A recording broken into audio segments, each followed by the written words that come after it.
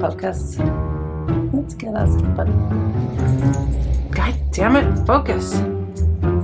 Okay. I don't know why this won't focus. Why is my camera not focusing on this? Do I have to manually focus on that?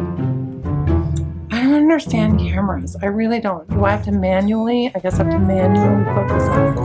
There's definitely somebody playing some techno music in the background. And I don't have my mic hooked up today.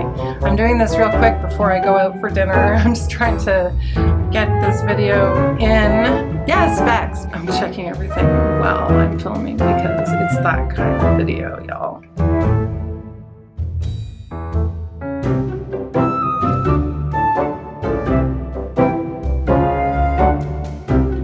Hi everyone, it's me, Jess. Nola is chewing on a bone next to me, so you will hear his chewy noises. Always chewing on a bone, that dog. It's a busy weekend, but I wanted to hop on because I know I'm late with my September TBR. I can't believe it's already September. That being said, the weather here is hot. We are heading into some kind of a crazy heat wave with temperatures going up into the 30s. Y'all, check this out. Here you go, everyone. There you go. Yeah. Doesn't that look scary? Yeah, that looks scary. That looks scary to me. That looks a little scary to me. Global warming is scary. Let's see what's happening in Australia. Do I have Australia on here? I thought I did. I had at least Sydney. I don't even know where Scott and Nell are. Scott and Nell, where are you in Australia? I'm coming for you. I'm just guessing. I don't know where they are. Melbourne, Australia. Oh, much nicer temperatures, frankly. Frankly, here's what you're looking at, yo. You're looking at some pretty nice conditions. Not too hot, not too cold. Lovely. A little bit of rain in the middle of the week. Lovely. Yeah, I could wear my new sweater if I was in Australia. I could wear my new turtleneck. But anyway, I digress. So that was my little introduction to the readathon that Scott is hosting, which is called, I believe, Straya September. Let's look it up. Let's get our facts straight. Wherever you are, track your package. Okay, I don't want to advertise for Amazon. Hi, Scott. Yeah, Straya September. And Scott has a video out recommending loads of Australian books. Now, I went to the bookstore today and I had a little bit of trouble finding some of those, I must say. I wasn't as successful as I had hoped. I'm happy because I found Wayward by Amelia Hart, which was one of Scott's 30 books that he talked about as possible options if you wanted to participate in Straya September. And it does sound good to me. It sounds like I would enjoy it. It's set in different time periods, so 2019, 1619, and 1942. So during the Second World War, and then like medieval times, I guess, and in the recent past. It's about a character, Kate, in the present, or what would be close to present day. She flees London for ramshackle Wayward cottage, inherited from a great aunt she barely remembers. So she soon suspects that her great aunt had a secret, says one that lurks in the bones of the cottage, hidden ever since the witch hunts of the 17th century. Oh, I think this will be good. I think it's about witches. I'm not going to read any more from the back because I want to go in without knowing too much. But okay, so I'm happy I found that. But I did have a lot of trouble because I tried to find a couple of other Australian books, and I even picked up a second option.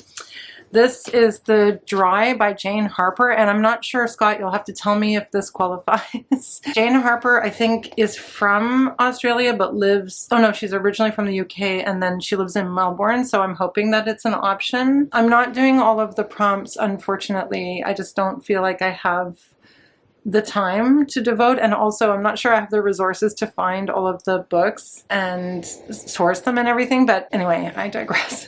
This book was recommended by GK Reads. I don't think her channel is operational anymore, but it's like a mystery detective, and I'm kind of in the mood for a mystery detective.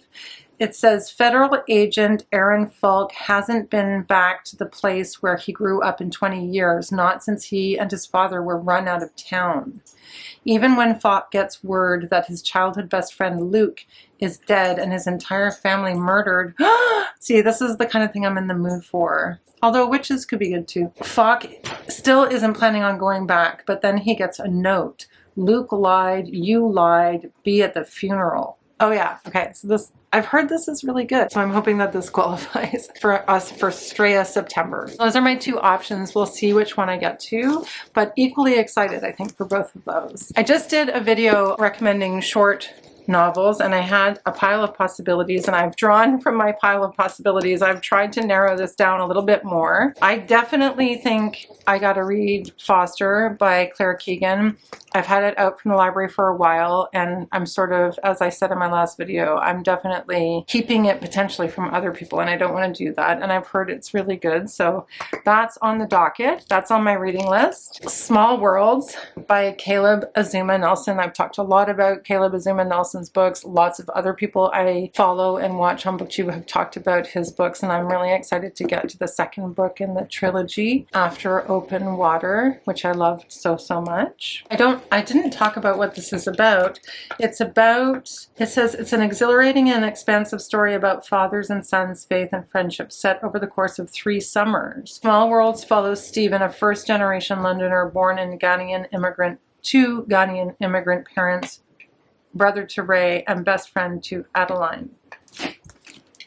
So it sounds like it's going to be about his life. I didn't read anything more. I don't know anything else. Don't ask me.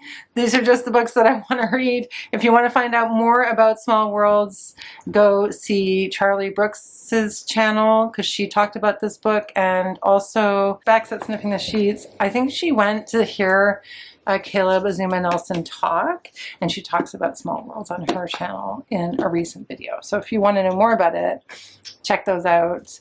And if you haven't read Open Water yet, I highly recommend reading that too. That's definitely happening. I'm so excited. Then I said I wanted to read an Annie Ernaux. Somebody on my Instagram told me that the best place to start was with The Years, but I didn't want to buy another book today when I went to get the Australian options. So I have A Girl's Story, and I got Happening out of the library, and I'm still debating which one to start with. So maybe you can let me know in the comments below which one you think would be the best one to start with if you have an opinion. If not, I will probably I'd probably start with The Girl's Story, because it was the one that was recommended to me by the person in the bookstore. And I know that this one I think is about abortion. But anyway, we'll see where the mood hits me. Hoping to get to one of hers. And then I didn't talk about this book on my on my small books recommendations or options video that I just posted. But this is a book that I've been meaning to get to for some time, and it just came out in paperback, and I saw it in the bookstore and I had to grab it. Mouth to Mouth by Antoine Wilson. This book is less than 200 pages, but it sounds really good. I have a friend who read this and really liked it. It says, in a first-class lounge at JFK Airport, our narrator listens as Jeff Cook, an acquaintance he only vaguely remembers, shares the uncanny story of his adult life. A life that changed course years before, the moment he resuscitated a drowning man. Jeff reveals that after that traumatic, galvanizing morning on the beach, he was compelled to learn more about the man whose life he had saved. Convinced that their destinies were now entwined. But are we agents of our fate, or are we its pawns? Upon discovering that the man is renowned art dealer Francis Arsenault, Jeff begins to surreptitiously visit his Beverly Hills gallery. Although Francis does not seem to recognize him, he nevertheless casts his legendary eye on Jeff and sees something worthy. He takes the younger man under his wing, initiating him into his world where knowledge, taste, and access are currency, a world where value is constantly shifting and calling into question what is real and what matters. Sly, suspenseful, and engrossing, Mouth to Mouth masterfully blurs the line between opportunity and exploitation. I don't know, it just sounds really good, and my friend recommended it. I read the entire back to you because there was not exactly a hook where I felt I could stop, but it's short and I think I'm gonna read it. Changing things up a little bit. And then I'm hoping to get to, because this was on the list of classics that I wanted to read this year, Wide Sargasso Sea by Jane Rhys. This, I believe, is Sandy's pick for this month. Miss reads a lot, but I haven't gone back to check and make sure that she's doing that. But I think it was her pick for September, so I'll have to go back and check and see on the Discord if everyone's reading that or if people are reading that. This is the story of the woman in the attic who went mad and in Jane Eyre, and I don't want to ruin Jane Eyre for anyone. It's inspired by this character in Jane Eyre that is a mysterious character that we don't really know anything about, and then it's her story. So I've heard it's excellent. It's short and it's a classic, and it's on my classics list, so I'm really hoping to read that this month as well. In addition to those books, I am reading 3 books for book clubs. The first is, and this might be a short book, but I have an e-version of it because I just I didn't want to get it in hardback, and I don't think it's out in paperback. It's All Boys Aren't Blue by George M. Johnson.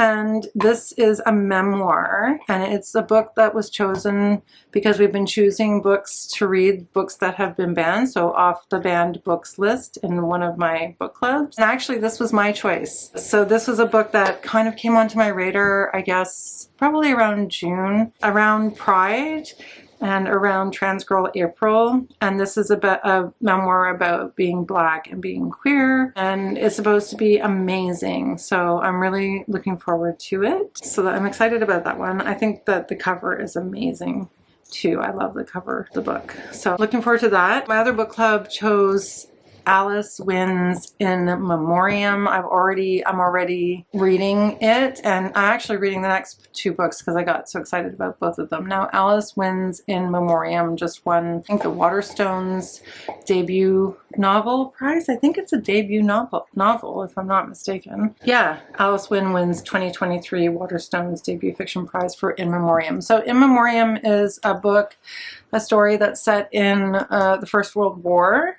And I think it's about the men who go and fight in the First World War and their relationships to one another. And I think that there's a love story as well. I think a lot of it is told through letters, or at least a good portion of it is told through letters written back and forth between the men to one another. And it's supposed to be really, really good. I've been hearing good things about it. So excited for that one. Although I think it's going to be hard. I don't know how you could write about the First World War and not have something to say about that's kind of an anti-war message, because that was a brutal war. Not that all wars aren't brutal, but so I'm really looking forward to that one. And then Eric Carl Anderson decided to float the idea of a Patreon and a book club. And I really love his channel, and I like his taste in books, and I wanted to support him. So I joined the level where you're part of the book club and you get to choose the books. And I would encourage everyone, if you're interested, to join along. They did pick 2 books this time. The House of Doors, I think, which is one that I'm pretty sure, I haven't watched her review of it, but I'm pretty sure that Gemma didn't like. And this is one that I was interested in initially, but I think I've kind of switched gears because, yeah, The House of Doors by Tan Tan Eng.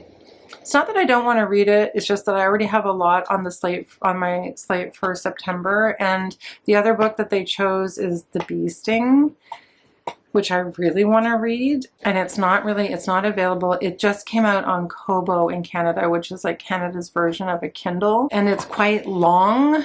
I don't know how many pages it is in hardcover, but it's somewhere between 600 and 700 pages. I got it on Kobo and I started reading it a couple of days ago, and I'm loving it already. It's so, so good. It's really drawn me in. It's a family drama that is about, I think it's going to be kind of sad. Like, I don't know. I don't want to read too much about people's reactions to the ending of the book, but so far it's about Cassie, and she's in high school and in Ireland, and in I think a small town in Ireland, and it's about her parents, and it's so good so far. It's so good so far.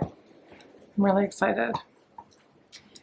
So Paul Murray is an Irish novelist, and he had another book, Skippy Dies, which was longlisted for the 2010 Booker Prize. So over a decade ago, which I have not read and I've also heard is good. But this is described as longlisted for the 2023 Booker Prize. It's actually very funny too. It says, the Barnes family is in trouble. Dickie's once lucrative car business is going under, but rather than face the music, he's spending his days in the woods building an apocalypse-proof bunker with a renegade handyman. His wife Imelda is selling off her jewelry on eBay while their teenage daughter Cass, formerly top of her class, seems determined to binge drink her way to her final exams. Where did it all go wrong? A patch of ice on the tarmac, a casual favor to a charming stranger, a bee caught beneath a bridal veil. Can a single moment of bad luck change the direction of a life? So I think this is about a family that is struggling, and I don't know. I think it's a saga-like struggle. So far, it's really, really good. A lot of the narrative so far has been in the voice of Cass. I'm not sure if the voice changes or not. So Cass is the teenager character, and a lot of it is about her English teacher and her experiences at school and her best friend Elaine. And it's just really sucked me in. I've really been enjoying reading it. I'm only about 100 pages in, but it's really, really good so far. So yeah, there's one more. I always forget to do this.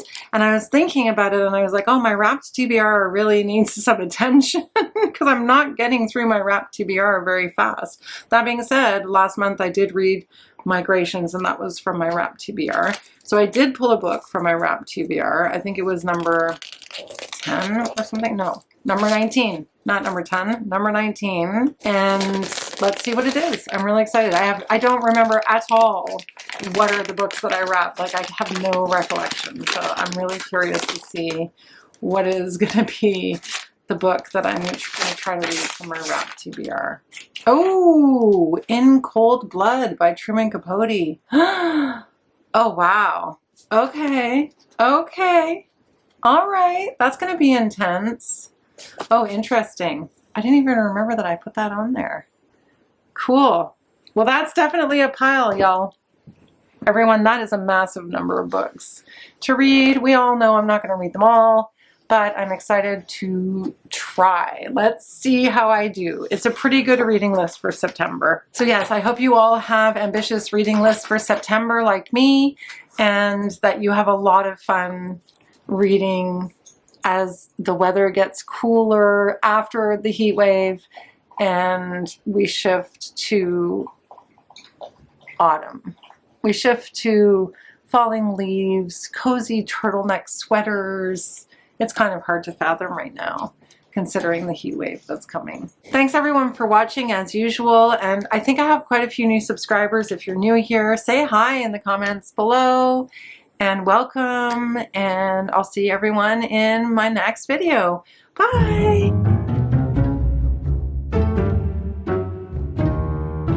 I don't know why I have to complain to everybody about the weather, but here we have it. Can we get this to focus? Focus. Focus. Focus. Why won't that focus? Focus. Focus! She soon suspects that her... Oh no, don't bark. Oh God. This is a Canadian writer. So Antoine Wilson is... I thought he was a Canadian writer. Maybe not. He's not. Wait, he's not Canadian. I thought he was Canadian. Antoine Wilson is the author of novels Panorama City and The Interloper. His work has appeared in the Paris Review. Graduate of the Iowa's Writer Workshop and recipient of the Carol Houck Smith's Fiction Fellowship from the University of Wisconsin. He lives in Los Angeles. Oh, I thought he was Canadian.